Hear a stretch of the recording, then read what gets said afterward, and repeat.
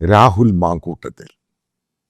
ഇപ്പം ചില സുഹൃത്തുക്കളും ആൾക്കാരൊക്കെ ചോദിച്ചു, താങ്കൾ ഇതിനെപ്പറ്റി എന്താണ് വീഡിയോ ചെയ്യാത്തത്?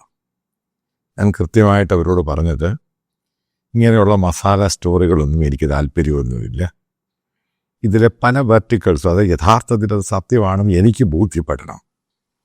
അതായത് എനിക്കിത് ബോധ്യപ്പെട്ടിട്ടില്ല.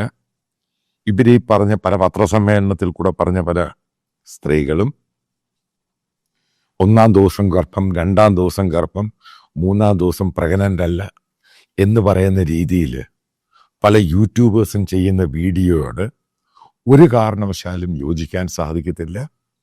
ഇവർ സാറ്റലൈറ്റ് ചാനൽ പ്രക്ഷേപണം ചെയ്ത് ആ ഓഡിയോ ക്ലിപ്സിൻ്റെ ആധികാരികത സംശയമുണ്ട്, പല കാര്യങ്ങളുണ്ട്. അതുകൊണ്ട് എനിക്ക് ഈ വിഷയം ടച്ച് ചെയ്യാൻ താല്പര്യം.